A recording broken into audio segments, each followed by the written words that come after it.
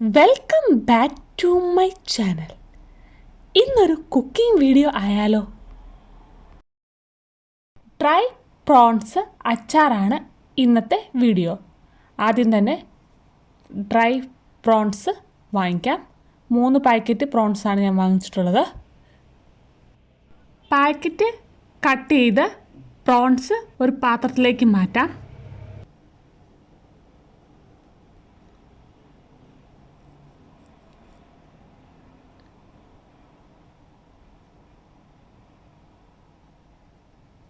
ഇനി പ്രോൺസ് നന്നായിട്ട് വാഷ് ചെയ്തെടുക്കാം.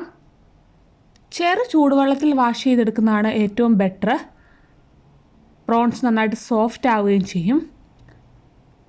നന്നായിട്ട് വാഷ് ചെയ്തെടുത്ത്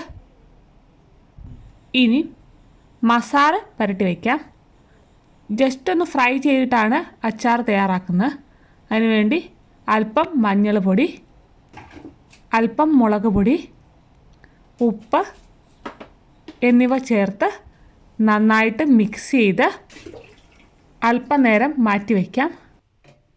മസാല പുരട്ടി 2 hours മാറ്റി വയ്ക്കണം.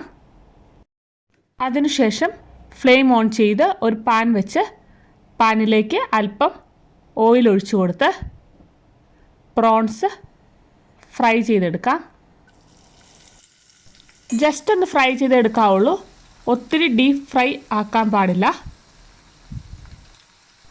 വീഡിയോയിൽ കാണുന്ന പോലെ പ്രോൺസിന് കളർ ചേഞ്ച് ഒക്കെ വന്നു കഴിയുമ്പോഴേക്കും ഫ്രൈ ചെയ്ത പ്രോൺസ് കോരിയെടുത്ത് മറ്റൊരു പാത്രത്തിലേക്ക് മാറ്റാവുന്നതാണ്. ഇനി ബാക്കിയുള്ള പ്രോൺസും ഫ്രൈ ചെയ്തെടുക്കാം. 2-3 പ്രാവശ്യമായിട്ടാണ് ഞാൻ ഫ്രൈ ചെയ്തെടുത്തിരിക്കുന്നത്. ഫുള്ള് പ്രോൺസും ഫ്രൈ ചെയ്തെടുത്തിട്ടുണ്ട്. ഇനി ആ ഫ്രൈ ചെയ്യാൻ ഉപയോഗിച്ചിരിക്കുന്ന അതേ ഓയിൽ തന്നെ ആണ് അച്ചാർ ഇടാൻ ഉപയോഗിക്കുന്നത്. അതേ പാനിലേക്ക് തന്നെ ഓയിൽ അല്പം കൂടെ വേണമെങ്കിൽ ആഡ് ചെയ്ത് കൊടുക്കാവുന്നതാണ്.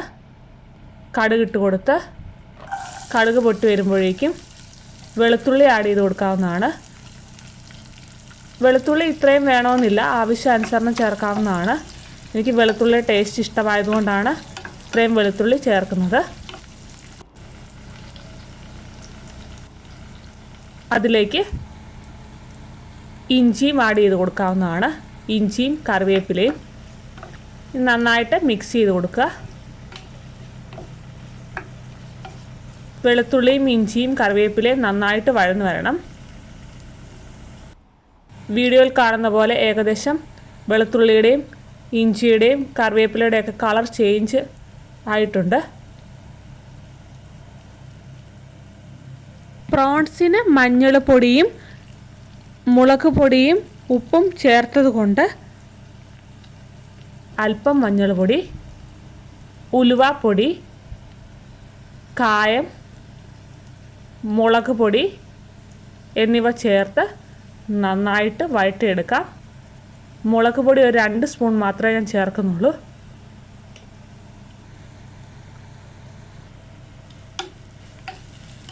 ഈ മുളക് പൊടി നന്നായിട്ട് വഴറ്റിയെടുക്കാം. ഉപ്പും പാകത്തിന് ചേർക്കാവുന്നതാണ്. ഓൾറെഡി പ്രോൺസ് ഫ്രൈ ചെയ്യാൻ നേരം ചേർത്തായതുകൊണ്ട് ആവശ്യത്തിന് മാത്രം ചേർക്കുക.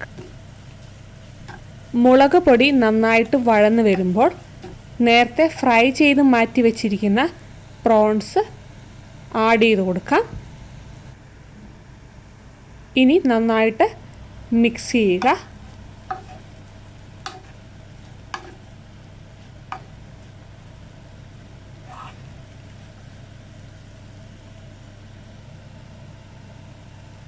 നന്നായി മിക്സ് ചെയ്തതിന് ശേഷം അല്പം വിനെഗർ ആഡ് ചെയ്ത് കൊടുക്കാവുന്നതാണ്.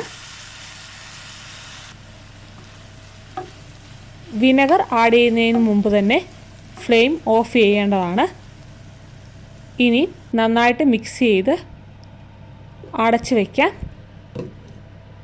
3-4 മണിക്കൂർ സെയിം പാനിൽ തന്നെ വെക്കുന്നതാണ് ഏറ്റവും നല്ലത്. അതിനുശേഷം ഡ്രൈ ബോട്ടിലിലേക്ക് അച്ചാർ മാറ്റാവുന്നതാണ്. വളരെ ടേസ്റ്റി ആയിട്ടുള്ള ഡ്രൈ പ്രോൺസ് അച്ചാർ തയ്യാറായിട്ടുണ്ട്. തീർച്ചയായും എല്ലാവരും ട്രൈ ചെയ്ത് നോക്കണം. വീഡിയോ ഇഷ്ടമായാൽ ലൈക്ക് ചെയ്യാനും ഷെയർ ചെയ്യാനും കമൻറ്റ് ചെയ്യാനും സബ്സ്ക്രൈബ് ചെയ്യാനും മറക്കരുത്. മറ്റൊരു വീഡിയോയുമായി കാണുന്നവരേക്കും ബൈ.